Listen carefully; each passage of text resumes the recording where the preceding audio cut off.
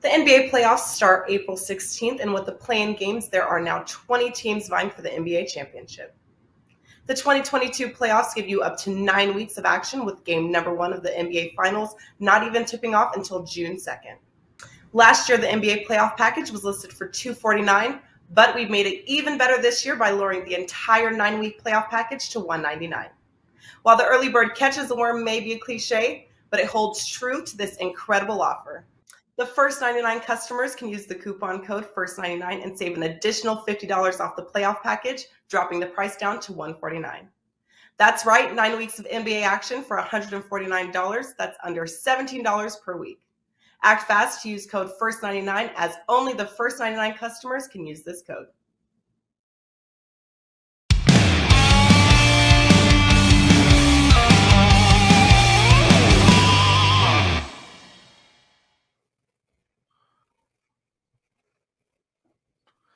Buenos dias, everybody. Did I say that good, Teddy? Was that good? Great. Oh, Teddy's in a good mood. Welcome to WagerTalk Today. It's April 15th. I'm Lawrence Presman. Wearing a new color. Feeling it. Vibing. Teddy covers with me. Rob Veno at the top of the show. We're talking NBA playoff series futures. He's going to look at the Raptors, 76ers, and the Milwaukee and Chicago series. Then we've got Skee Profit. He's going to look at Chicago, Milwaukee, Memphis, Minnesota, and Atlanta, Cleveland. That game goes tonight. And Andy Lang, he's got some NBA player props plus UFC. Teddy, we've done a lot of baseball this week, but this show is about the NBA. How are you, brother? And what did you learn in the wonderful world of sports betting last night? So, and big game breakdown on the NBA as well. I'm going to break down the Pelicans and Clippers in that game. So a lot of NBA playoff talk on today's show, being that it's playoff basketball time. And I figured we'd start the show with a little primer on some NBA playoff basketball. And look, a couple of key points to remember. Game 1 does not equal the series. All right. It's about the adjustments after game 1 that determine the majority of postseason point spread outcomes. Zigzag. All right. I keep on hearing people talk about zigzag. Zigzag doesn't work in the first round. Zigzag only works when they're evenly matched opponents. And zigzag over the long term has been disproven. Zigzag, of course, talking about betting on the team that lost the last game. You can find your zigzag series, but certainly in the first round, that's not every series. Don't expect zigzag to work when you bet it blindly. There are lots of games and point spreads going to be decided in the last 2 minutes, Prez. And these half points can and will matter. Like the hook that I won the Hawks Hornets under bet by the other night. Yeah. And just a quick side note. Someone asked me, hook, why do you call it the hook? All right, a little betting lingo story, what it is and why they call it for you guys. So the reason they call a half point a hook is that when you're jotting down lines, when you're writing them down, instead of writing 5.5, it's much easier to make a little apostrophe. 5 and a hook. Hence the hook. That's why we call it that. So anyhow, you want to be winning these games by a hook. Apostrophe looking like a hook, of course. In-game betting, certainly not a bad way to look in the postseason. We expect runs. One team goes in a 12-0 run. The other team calls timeout. That's when you bet the other team. So in-game betting, absolutely something you want to take advantage of in the NBA postseason. And last but not least, Ralph Michaels tweeted it again this morning, talking about game 1's trending under. Long-term game 1, 60% to the under this weekend. We're probably going to see a handful of games go over the total, but I'm not betting a whole lot of overs this weekend. What about you, Prez? What did you learn last night? Well, dude, I had a great night last night betting. I won my hockey play for my clients now on my hockey run since November has been freaking incredible. And I won my baseball play last night. Also went 2-1 in the daily presidential address. So I'm a happy camper. I went over to my buddy's house. We watched the Leaf game. We yapped, we talked, we did edibles, we laughed, and went home and went to bed. That was pretty much my night. Teddy, there was about a 20-year period where I really believed in zigzags. They were always in my pocket. I never But, left the house without him. That's not a theory. No, that is not a theory. I can't wait to hear your big game breakdown, but let's get right into it. Robert Veno. I mean, Rob's been busy. Before we get into that, I want to say one thing. Oh, we have no Rob yet. Teddy, we are 60, let me look, 60 subscribers away, 70 subscribers away from 96,000 subscribers on our YouTube channel. Firstly, for the first 95,930, thank you so bloody much. I mean, it's unbelievable how many followers we have, how many subscribers we have on the channel, but let's get to 70 today. Guys, if you listen to the show, you like this show, just subscribe to the channel. We're 70 away from 96,000 subscribers. I would really, really appreciate hitting 70 today. Teddy, we got technical issues with Rob Veno. Are you ready to do your big game breakdown right now? Of course I am. I'm ready when the show starts, my friend. Cue it. I should have told Dan that. Hey. You got to warn him. Just throw that on him. The NBA playoffs start April 16th, and with the play-in games, there are now 20 teams vying for the NBA championship. The 2022 playoffs give you up to 9 weeks of action, with game number 1 of the NBA Finals not even tipping off until June 2nd. Last year, the NBA playoff package was listed for $249, but we've made it even better this year by lowering the entire 9-week playoff package to $199. While the early bird catches the worm may be a cliche, but it holds true to this incredible offer. The first 99 customers can use the coupon code FIRST99 and save an additional $50 off the playoff package, dropping the price down to $149. That's right, 9 weeks of NBA action for $149. That's under $17 per week. Act fast to use code FIRST99, as only the first 99 customers can use this code.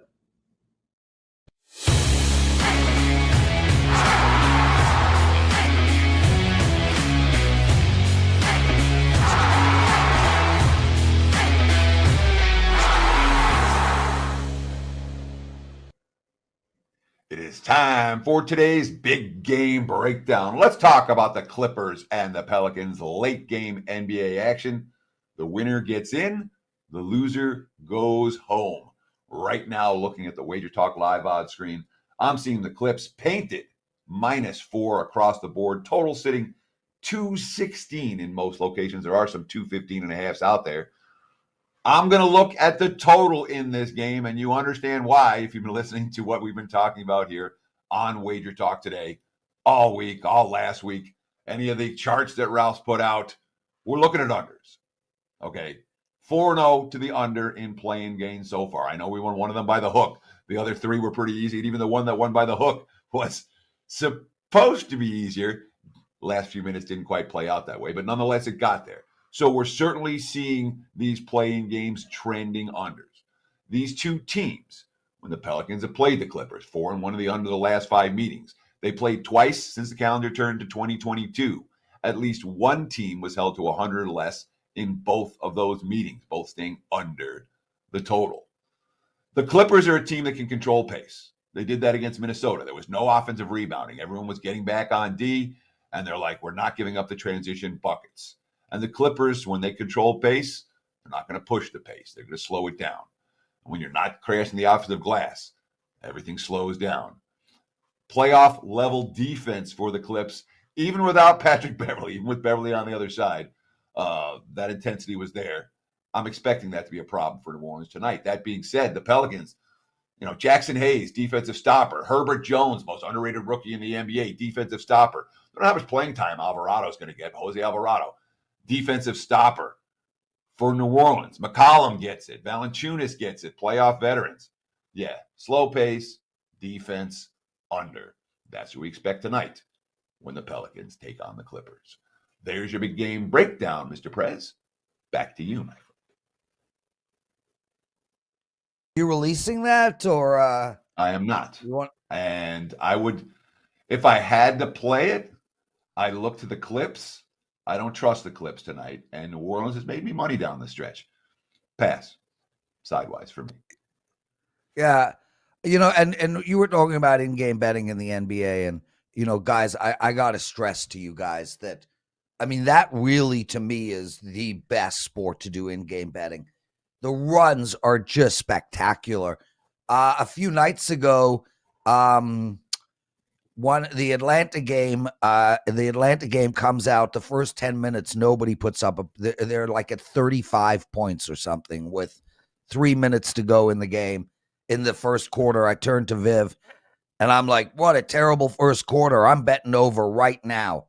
It was 213.5. I took the over, and then they went on a huge run over the next 6-7 minutes. Yep. Went up to 223. I took the under. It landed right in the middle. And the thing about it is, that is not an anomaly in the NBA. You can find those 10-point middles playing in-game betting on a regular basis in the NBA. I literally explained it to Viv like this. If it's a high-scoring first quarter, bet the under. If it's a low-scoring first quarter, bet the over. It's not even rocket science. These games go in like no other sport, in huge swings. So guys, take advantage of that. If you don't have a sports book where you can do in-game betting, find one, man. Every sports book has in-game betting now. I mean, it's not like people are looking around for a book that offers in-game. It's not. It's not Teddy. Okay, so I ask you, what percentage of bettors in America are using a donut shop bookie? I don't know. Well, those don't have in-game betting. Sure they do. Some do. The ones that will give you a skin, yeah. But I have friends who are betting that. I have friends who can't bet it, who can't do in-game betting. Okay. I'm sure such people exist. I would imagine the vast majority of our audience is capable of getting down an in-game wager should they choose to make it. And if you can't, open up some accounts. Exactly. Not rocket science in that regard. We're bringing Andy Lang in 1 second, but I got to tell you a story. I went over to my friend's house last night, and his daughter says, Dad, I want to bet. So a few days ago, last week, the Canadian government made betting legal across Canada. And on that very day, if you opened up an account at one of the sports books, they gave you, if you bet $1, they gave you a $250 betting credit, which you can use. So she's like, oh my God, I'm so excited. So she bet the $1, and then she got $250 betting credits. So the next night comes, she's like, okay, I'm betting the $250. I'm so pumped. I've been waiting to bet forever. So she takes a basketball game.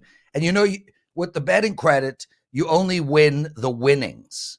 So she outthinks herself, and she's like, I'm going to bet half on one side and half on the other, and that way I guarantee myself a win.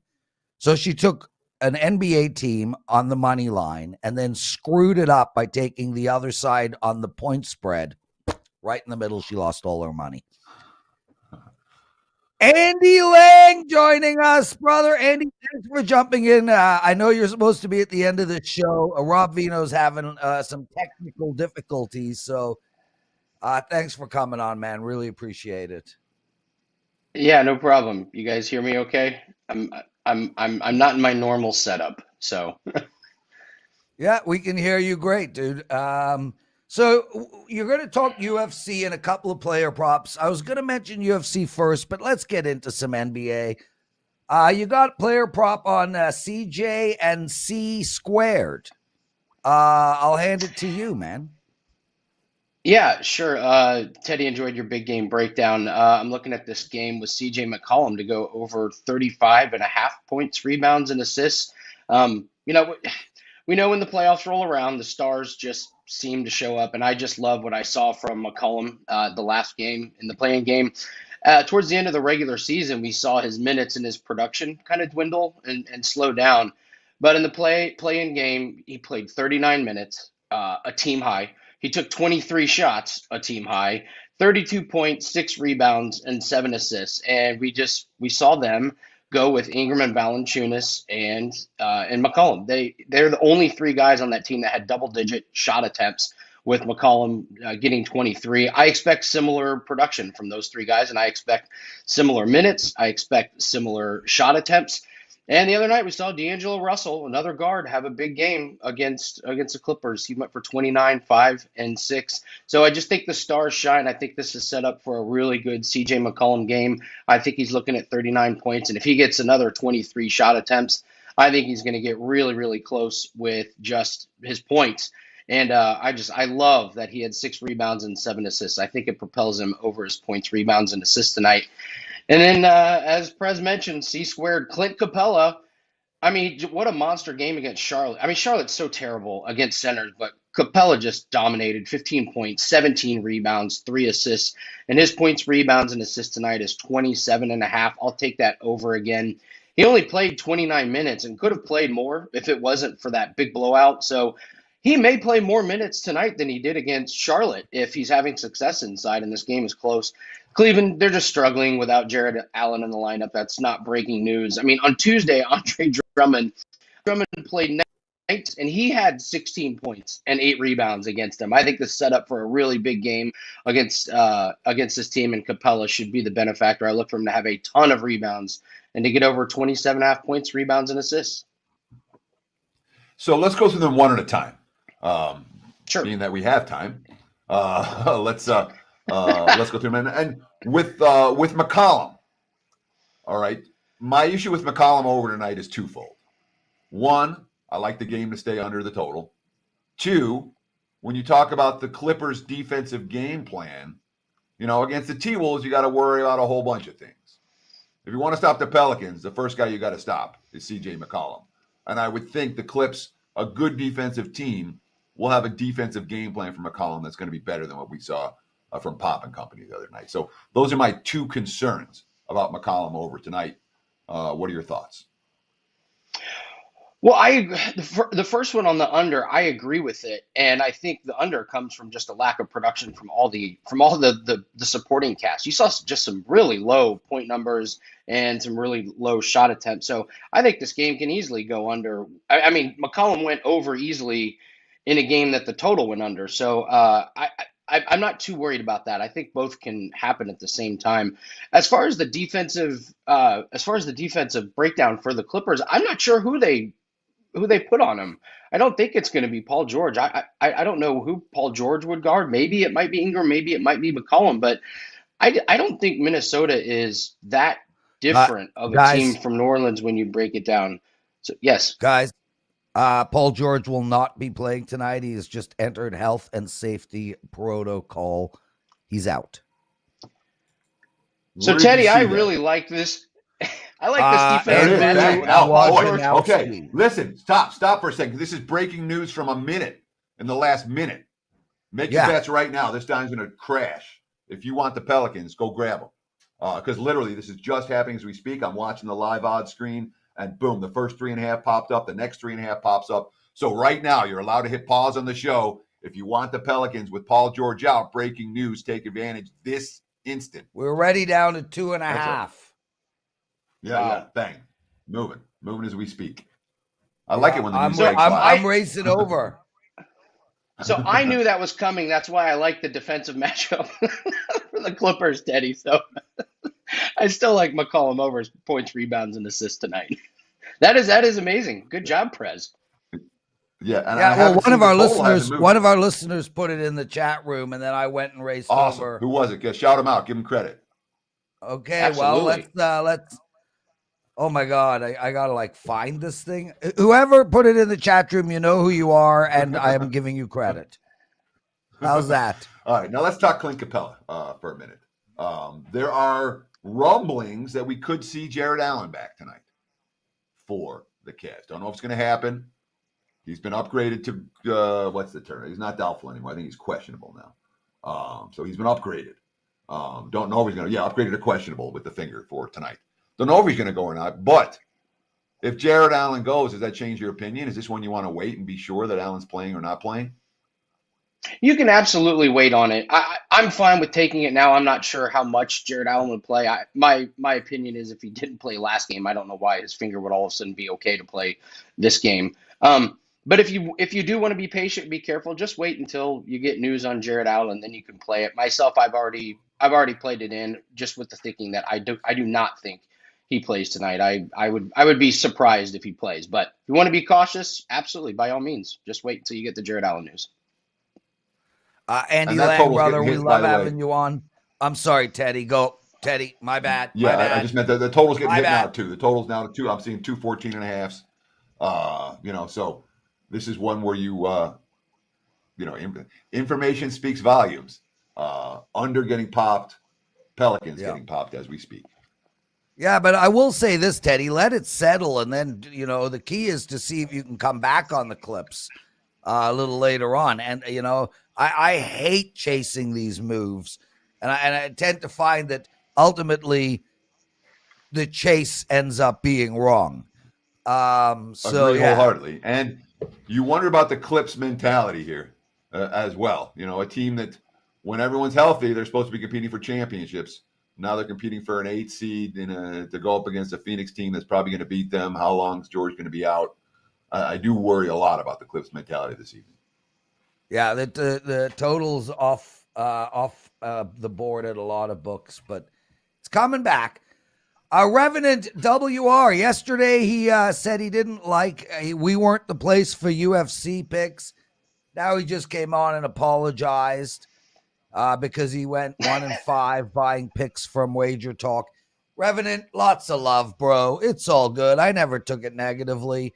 Anyway, Andy, you've got a UFC parlay for us. Go. Yeah, there's quite a few favorites on this card. There's several you can use, but these two really stuck out to me. I'll start with Pat Sabatini versus TJ Laramie. Pat Sabatini should ease his way into a win on this one. Pat Sabatini is a wrestling machine. He's got cardio for days. I mean, the guy could fight for 3 rounds and then turn around and do it again. And he's fighting this poor guy, TJ Laramie. So TJ Laramie, he made his UFC debut and he got beat by a really bad fighter named Derek Minner. He lost in the first round. TJ Laramie got hit 18 times and he landed 0 shots. So if you're a professional fighter and you don't actually land 1 shot in your UFC debut, you're in trouble. And this is actually a step up in competition for him. Pat Sabatini is going to wrestle him all 3 rounds, probably for a decision win. It should be pretty easy. And then women's division, Pani Kianzad. So Kianzad lost her last fight, but that's her first loss in the UFC. She's a beast, and it was an absolute war against Raquel Pennington. Penny's cardio is incredible. Her striking is really good. She's going to be top notch in the division for a long time. She's fighting Lena Landsberg, who hasn't fought in 2 years, over 2 years. She just had a baby. Her last fight, she got just destroyed by Sarah McCann. The fight went 15 minutes, but Sarah McCann had body control for 13 minutes and 20 seconds, which is an absolute domination. I don't think taking 2 years off, she's going to have cardio nearly to keep up with Kianzad. The power is a big advantage. So just parlay Pat Sabatini and Pani Kianzad. It's a little bit juicy, but it's a solid play. This one should cash pretty easily.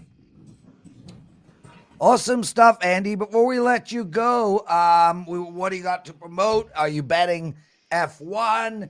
Tell us about the shows coming up. Are you looking at the USFL? You're always fascinating, so fascinate. I will not be betting Formula One this weekend. There is no race. I will be looking at the NASCAR race. We got a Sunday night NASCAR race on dirt. But the exciting thing is we have a 5% NBA play that is up right now on WagerTalk.com. We're 17-3 on our last 20 NBA player props, and this is a prop for tonight. Golf is going. We got NASCAR, and we'll have a Formula One race next week. But Prez, we are on a 10-0 NHL player prop run. You were talking about NHL earlier. We are sneakily doing good on these NHL player props. Most of them are shots on goal. But big one today is the 5% NBA prop for tonight, and it is not in the Clippers game, so it is not affected. by the Paul George news. So you're good to go grab that right now off of WagerTalk.com. Outstanding stuff, Andy. And shout out to Carmen Brian Leonard for winning their 5% play. Andy, get out of here, brother, and kick ass. Good luck on your play tonight.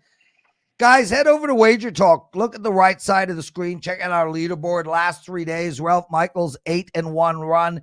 Tokyo Brandon, 31-18 run across all sports. In baseball, we got guys that are really, really hot. Andrew McGinnis, 4-1 his last 3 days. Tony Finn, 8-3 the last week. NBA as well, 3-0, 2-0, 4-0 for Gianni, Ralph, and Chris in the last 3 days. NHL is blowing everybody away, like flat out everybody. I mean, between me, Andy, Carmine, Andrew McGinnis, Coke, and Leonard, I mean, everybody is absolutely on fire.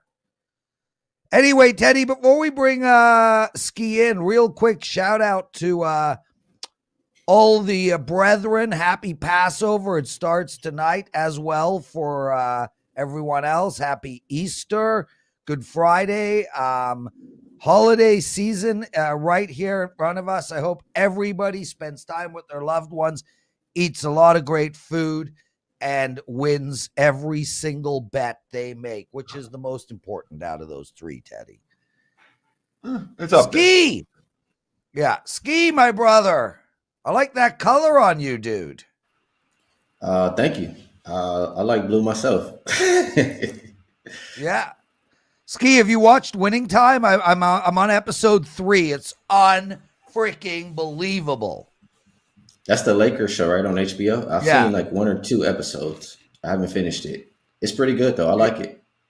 Yeah, it's so well done. Guys, I highly recommend it to absolutely everybody. Even if you don't like basketball, it's just so well done. And John C. Reilly playing Jerry Buss. I mean, that is freaking spectacular. Dude, you said in 3 games. I'm assuming they're games, maybe they're series, but let's start with Chicago versus Milwaukee. Is it the series bet? Is it the game bet? What's going on? Well, I like both, honestly. And I know Rob Veno is going to probably come on here and talk about this game, and he didn't get to show up, so I'll cover his half. Not. I'm pretty sure I know Rob what he's Veno doing ain't too. coming on. There will be new Rob Veno sighting today, Skee.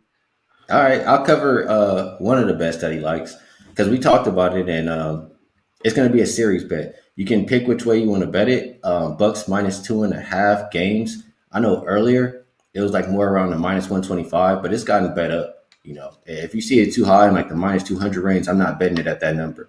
What I chose to do when I saw it bet up, I took 2 separate bets, and it's kind of doing the same thing. Bucks to win in 4 plus 260. Bucks to win in 5 plus 185. You need 1 to win to get some profit, and it's just pretty much 90% or more a fade of the Bulls. They stink. They don't beat good teams. First of all, their last 22 games, they've only won 7. If you want to look at the last time that they actually beat a good team, and when I say that, when I'm talking about competition, is 60% when teams are better. It's December 4th. They haven't beat a good team since 2021. It's been 14 losses in a row by an average of 18 points per game. So I think the Bucks, they're a much better team. They're playing better right now. I trust them to get this series over rather quickly, and I trust them in game 1. Like I just said, the Bulls are losing by 18 points per game versus competition. When the Bucks win, it's usually by margin, 13.9 points per game, and out of their 51 wins, they have 40 covers. So I like the Bucks in game 1, minus the 10. I like the Bucks to win this series rather easily as well. Do you worry at all about DeMar DeRozan here? Because every time I want to take the Bucks to sweep, or I'm thinking about the Bucks in 5, I'm like, DeRozan's going to steal a game. He might steal 2. Levine's going to hit a 3. I just feel like this series has the potential to be more competitive, perhaps, than it's priced. And I don't think the Bulls are going to win the series. I don't think it goes 7 games. But how shocked would you to see this one go 6? How shocked would you to see the Bulls steal a game or 2?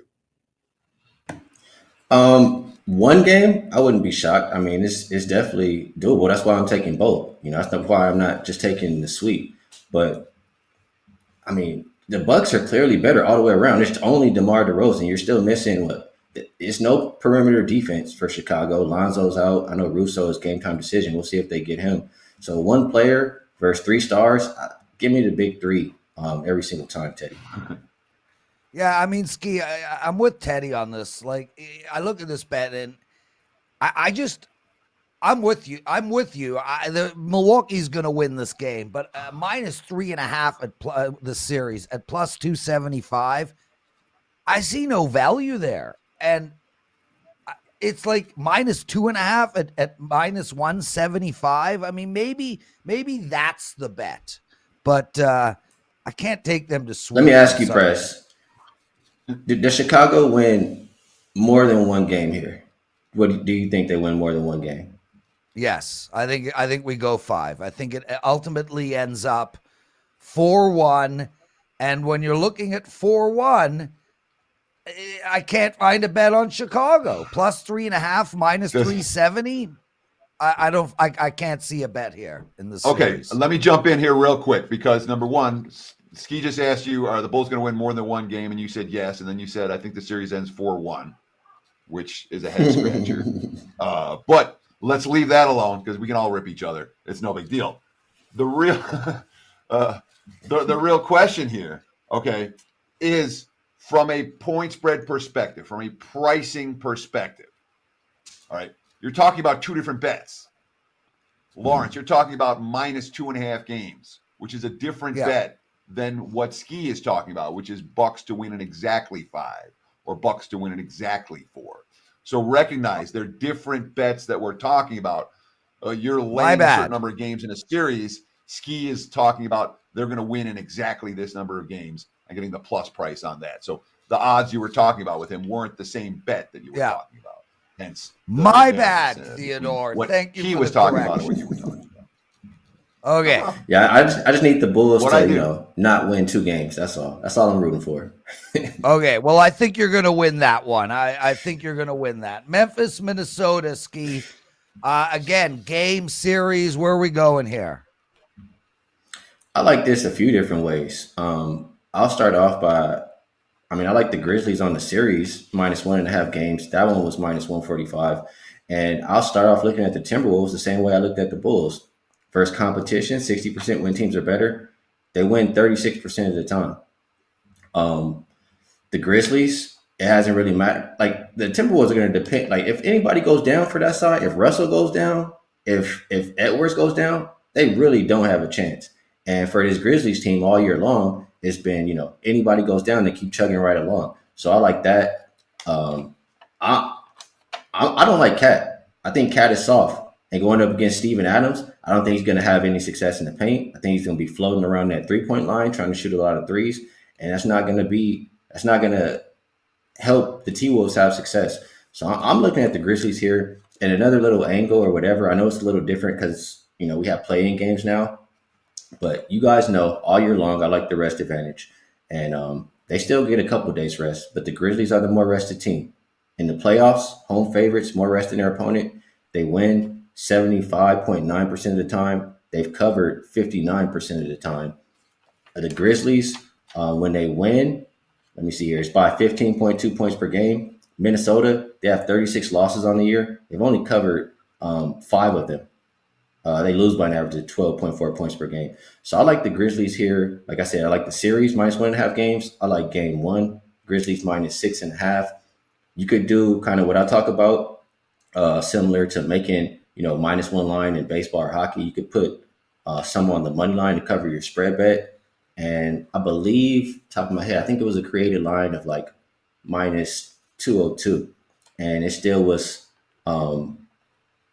it still is a little bit of value based on the implied probability. So I like Memphis a lot, whether it's on the spread, whether it's on the series.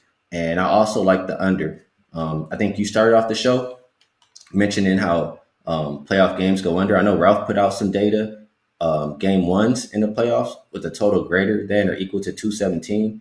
The under is hitting 76% since 2015. And that same trend where I told you home favorites more rest than their opponents in the playoffs. The under also hits 58.2% of the time. I like the under. I like the Grizzlies in the first game, and I like the Grizzlies to win this series by more than 1.5 games. So I want to ask you this, Skee, and there's so many things I want to ask you about what you're talking about, but for me, it comes down to one basic question this series. Star power versus depth. Because the T-Wolves got a big three. You know, they were able to win a postseason game against the Clippers when one of the big three stunk. You're talking about the bad game Towns had the other night, and he did. But when you have, Russell and Ant and Cat, that's a trio of stars and then role players around them. Memphis is one star, Morant, and a bunch of role players, a team that's great in the regular season. We love teams with depth. But this is my question. Are the Desmond Bains of the world, the Jaren Jacksons of the world, are these guys capable of stepping up and providing the star power for Memphis that Minnesota clearly has? I would say they can step up and be stars in their role. I mean, they've clearly done it all season long. Even when John Morant sits, they beat competition. They beat whoever's in front of them. And for the Timberwolves, it's not like these are, really established guys, like clear veterans who come into the playoffs every year and have success. How many times has Anthony Towns been to the playoffs? Edwards hasn't been to the playoffs. Has Russell's been maybe one time. So I don't think they have that much of an edge. I think the Grizzlies are the clear-cut team to beat in this one. And especially the T-Wolves don't even have a winning record on the road. Give me the Grizzlies all day. Skee Profit, everyone. You can follow him at Skee Profit on Twitter. That's at Skee Profit on Twitter. Skee, we're talking Atlanta, Cleveland. They've got a game tonight. Winner moves on. Loser hits the golf course. From my perspective, I'd rather lose and hit the golf course, but I'm sure they disagree. How do you bet this game tonight? Yeah, this one is, pretty much simplifying it for myself. I know they're talking about Jared Allen could come back tonight. We'll see how much he plays, how effective he is if he does come back. I'm not expecting him to have that big of a role. And if he's not out there, the Cavaliers have been terrible. They don't have much paint protection without him. The other big men, they're not really capable of moving their feet. They're slow-footed. They can't guard multiple actions. So I can definitely see the Hawks taking advantage of that. You look at the Cavs, I think they've only covered 4 of their last 13 games, something like that. I know since February 12th, they've only won 9 games, 9 out of 26. And for the Hawks, it's the opposite. They're playing good basketball. I've talked about this enough times, but I'll mention it again. Beginning of the year, Trae Young said they were bored. They didn't really care about those games. They're ready for the playoffs. They want to get into the playoffs. And down the stretch, they've been showing it. Since January 17th, they've won close to 66% of their games, 27-14 straight up. They're healthy. They got the best player on the court, in my opinion, in Trae Young, a player who, like I mentioned in the last series with the T-Wolves, those other guys haven't been there. Trae Young proved himself. He made it all the way to the Eastern Conference Finals and could have knocked the Bucks out if the ref didn't slide under him and injure his ankle on that three-pointer, really. So I trust Nate McMillan, although the coach for the Cavs has been good too. So better player, better recent form, good coach. Give me the Hawks. So how would you bet this one, Skee? Would you take Atlanta minus the points? Would you take them on the money line? Would you split it between the two? What do you do with your road favorites in the -2/-2.5 range? In general, when I have a -2, I just tend to bet the money line. I don't have any numbers or anything to back it up. It's just at a -2 or -130, just give me the win. That's just how I feel. Don't have any smart way to back it up. And we got to talk about a game that you did not have on your schedule to talk about today because we have big breaking news, obviously, with Paul George being announced out on the show. I'm seeing right now, looking at the WagerTalk Live odds screen, Clippers -1 to Pick'em to Pelicans -1. Total 214.5 down from 216 earlier this morning. What's your thoughts about Paul George sitting tonight? How does that affect the Clippers' mentality? And of course, and then the like as they take on this feisty Pelicans team. Yeah, we can talk about any game anytime, Teddy. You know, I'm always good. Any NBA game we could run down. So this one, I know. That's Paul why I asked George. This one, Skee, What, we lost your my volume. bad. That was my bad. That was my bad. I accidentally hit the mute button. But even with Paul George in the game, I felt like, you know, the Clippers are not a team I want to lay with. You saw they were in control of that last game and they couldn't close it out. It's just whoever was getting points in this game, I feel like it should have been a pick'em game. And if you tell me, you know, the best player for the Clippers is going to be out, I trust CJ McCollum with his matchup. I mean, Paul George probably be the guy who was going to guard him anyway. Ingram, I don't see anybody stopping him. Valanciunas versus Zubac, I think it's an edge all the way around for the Pelicans. So, Yeah. I know it's dropping. I didn't hear the number that you said, Teddy, but if it's at a pick'em, you're still getting plus money on the. Yeah, give me the Pelicans all day. I'm sorry, I can't roll with the Clippers. CJ, he's looked too good. I agree with Andy Lang on his player prop to bet him over, and I would be on the Pelican side. And I agree with your big game breakdown too towards the under, Teddy. Sorry. Yeah, go, dude. It's all good. What do you got? I'd rather you agree with me than be against me on it. So all good. Skee, what do you got to promote? Yeah, you know, I don't show up on a lot of leaderboards because I do a lot of 1-unit plays, but my last 742 in the NBA, I won 55.9%, 415 wins, 327 losses. Nice. I'll tell you guys, last year in the playoffs, I was number one in totals. I went 25-11, plus I think about 37 units. So I'm just ready to rock and roll for playoffs. I'll be on. We didn't get to see Rob Veno on this show. If you want to hear me and Rob break down, you know, some more NBA baseball, I'll be on with him in 18 minutes on Spotify. And thank you guys for having me. Good luck to you guys in the playoffs. Awesome stuff. Akeem Profit, you can find him at WagerTalk.com. Another handicapper exclusive to this incredible company. Guys, remember, we're only 70 people away from 96,000 subscribers. Make it happen today, please. Teddy, we got 110 likes. It's time.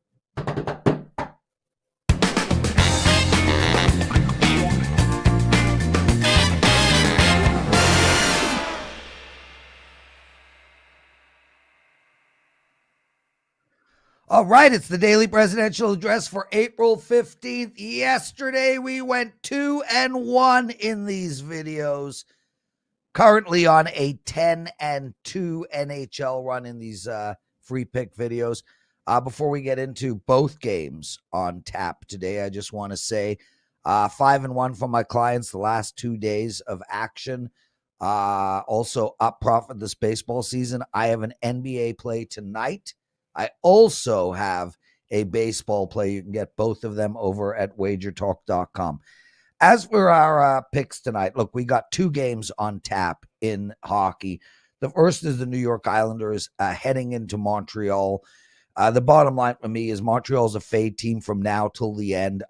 They had their moment where they played well under Martin St. Louis, but I think Montreal and Arizona are on a race to that last place spot. You got the New York Islanders at minus 150, a total of 5.5. I like both the New York Islanders in regulation tonight. And although the New York Islanders are an under team, I like over the total. They're playing Montreal. Teams are scoring against Montreal. I think we're going to get 4-2, 5-2 type of a game. So take the New York Islanders in regulation and over the total. As for Winnipeg and Florida, guys, look, Winnipeg's playing for their lives, but they're out. And Blake Wheeler, they're injured all over the place.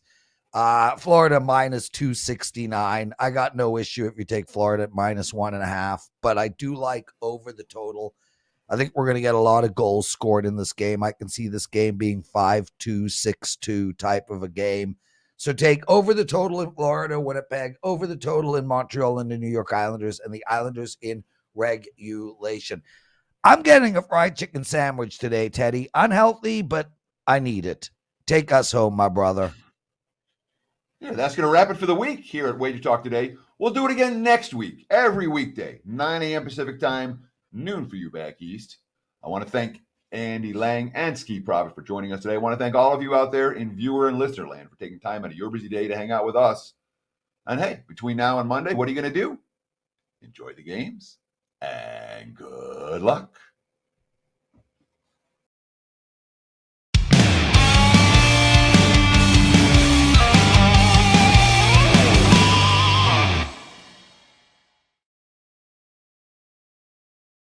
The NBA playoffs start April 16th, and with the play-in games, there are now 20 teams vying for the NBA championship. The 2022 playoffs give you up to 9 weeks of action, with game number 1 of the NBA Finals not even tipping off until June 2nd. Last year, the NBA playoff package was listed for $249, but we've made it even better this year by lowering the entire 9-week playoff package to $199. While the early bird catches the worm may be a cliche, but it holds true to this incredible offer. The first 99 customers can use the coupon code FIRST99 and save an additional $50 off the playoff package, dropping the price down to $149. That's right, 9 weeks of NBA action for $149. That's under $17 per week.